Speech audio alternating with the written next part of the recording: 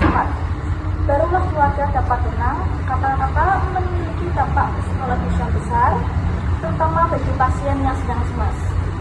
Nah, dari sisi teori ilmiah kesehatan juga, komunikasi yang baik menurut pengguna bahasa yang sederhana, empatik, serta dapat dipahami oleh pasien dengan berbagai latar belakang budaya dan pendidikan.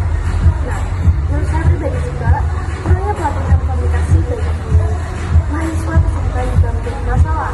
Nah, kurikulum kita ini kan menekankan ilmu komunikasi, tetapi pelatihan komunikasi efektif juga masih belum optimal. Saya sepakat, banyak mahasiswa menguasai basic perawatan, tetapi tidak biasa untuk mengerjakan hasil yang begitu awal. Padahal itu belum terlihat dalam latihan kesehatan. Benar sekali, juga komunikasi buruk, tindakan medis juga bisa salah arah. Jadi peran bahasa sama pentingnya dengan keterampilan. Baik, sekarang saya ingin mendengar pendapat dan solusi dari kalian nih. Menurut kalian, apa yang bisa dilakukan mahasiswa pengetahuan untuk meningkatkan kemampuan dalam komunikasi? Solusi pertama adalah membiasakan diri menggunakan bahasa sederhana dalam setiap komunikasi.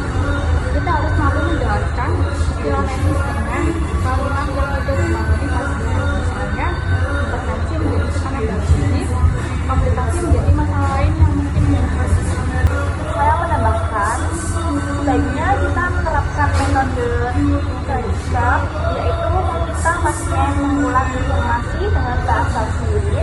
Cara ini direkomendasikan oleh KHRI untuk memastikan pemahaman pasien. Oke, solusi yang sangat baik ya. Nah, dari saya, tenaga kesehatan juga perlu meningkatkan empati, menjaga kontak mata, dan berbicara dengan intonasi yang lembut. Komunikasi nonverbal selalu menunjukkan rasa aman pasien.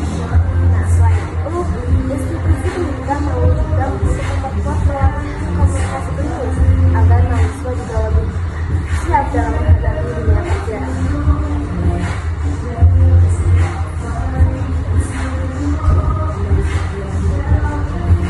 Baik, kita sudah sampai pada akhir episode podcast kali ini ya.